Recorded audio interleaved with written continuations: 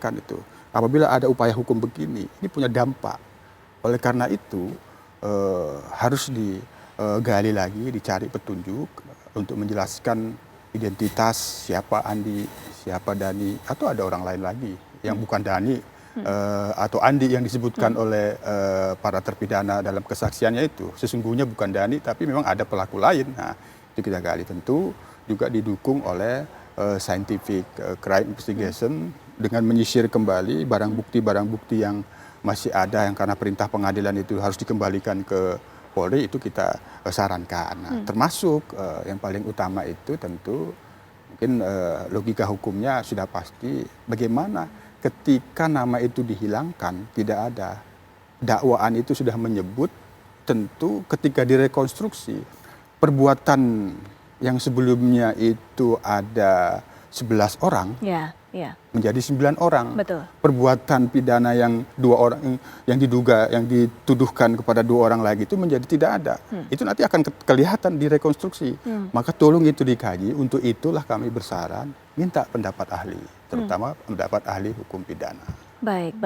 Nah, ini juga sudah mendapatkan sorotan dari masyarakat, termasuk ketika kemudian Presiden Jokowi mengatakan jangan ditutup-tutupi. Ini kemudian seakan meyakinkan pendapat masyarakat, wah jadi selama ini ada yang tutup-tutupi nih. Mungkin pada faktor orang kuat juga yang terlibat dalam kasus ini. Ini yang menjadi keyakinan dari masyarakat, Pak Yusuf. Sejauh ini kami belum mendapatkan satu petunjuk untuk apakah ada orang kuat di sana. Kami kan hanya meminta bagaimana penanganan yang lalu. Siapa saja yang sudah di BAP itu kami rinci. Mengapa Linda tidak di BAP? Alasannya pada waktu itu tidak tersebutkan para terpidana ini. Nah sekarang tapi kan sudah diperiksa, itu kita tanya juga. Siapa-siapa yang dijelaskan di dalam peristiwa itu yang belum di BAP itu kita sarankan kembali. Termasuk kami bersaran untuk dilakukan pemeriksaan lie detector untuk menguji. Walaupun tingkat akurasinya masih saja diragukan, tapi kan untuk menguji. Baik. Siapa saja yang rasanya perlu digunakan lie detector ini? PG atau juga para terpidana lainnya, Pak Yusuf? Kami memprioritaskan ada pada saksi 7 terpidana. Karena sebelumnya dalam peristiwa yang sudah dibuktikan oleh vonis pengadilan itu ada obstruction of justice terkait dengan alibi itu. Alibi. Kan kami menganalisis apa yang membuat hakim itu yakin bahwa ini 8 terpidana ini bersalah. Alibi terdakwa pada waktu itu dipatahkan. Itu bermula dari rekonstruksi sudah mulai kelihatan, terungkap lebih jelasnya di dalam fakta persidangan. Nah ini kan sangat penting untuk diuji tingkat kejujuran dan kebohongannya dalam melihat, mendengar, dan mengalami. Baik, yang memenuhi nilai-nilai obstruction of justice ataupun juga penghalangan terhadap penyidikan adalah, Pak Yusuf? Kami tidak bisa menyebutkan karena nanti itu terkait dengan saksi, tidak bisa kita sebutkan saksinya di sini. Baik. Penggunaan lie detector menjadi salah satu saran yang disampaikan oleh pihak Kompolnas. Bagaimana menilainya, Pak Ahyar? Bagus. Sebanyak mungkin bukti-bukti yang menggunakan teknologi yang canggih kita pakai di dalam pembuktian itu lebih bagus.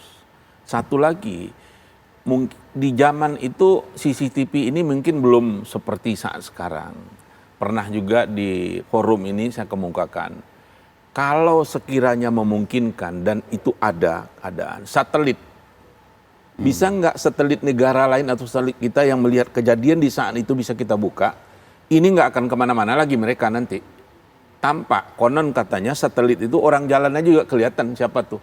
Dilihat begitu kecanggihan. Nah coba pihak kepolisian juga, siapa yang punya satelit yang canggih itu, coba kita memohon untuk minta dibuka. Khususnya di Indonesia, di koordinat berapa, di titik berapa, di saat itu tanggal berapa, jam berapa. Kejadiannya di situ akan kesorot nanti. Itu kan juga teknologi yang canggih, scientific. Ini investigasi kita juga ada nggak? Kalau ada tempuh itu, kalau dekat begituan nanti udah nggak akan berkutik lagi. Nah kamu lihat, ini siapa nih? Ini siapa? Nggak akan lagi kan? Kalau nggak ada kayak begitu bisa, kalaupun ada bisa dikatakan nggak ada, yang nggak ada bisa dikatakan ada. Tapi kalau udah scientific itu berkata, apalagi CCTV, satelit zaman itu, udah agak susah, atau sidik jari itu udah. Kalau light detector ini kan mungkin masih dipertanyakan, diperdebatkan orang juga sejauh mana. Dulu kan dipakai juga di kasus Sambo dipakai juga. Itu bagus menurut saya. Sebanyak mungkin lah kita menorong pihak kepolisian ini di Bali juga ya. Kita mendorong pihak kejaksaan, kepolisian, proseslah orang yang diduga melakukan tindak pidana dan hukumlah oleh pengadilan orang yang melakukan.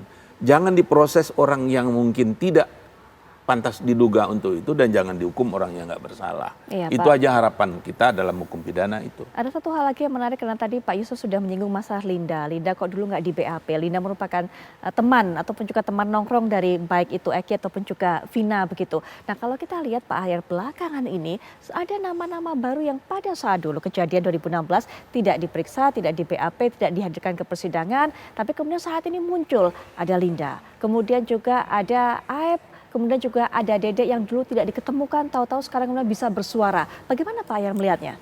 Nah ini tadi yang Pak Yusuf katakan, apakah ini tergesa-gesa dahulu itu?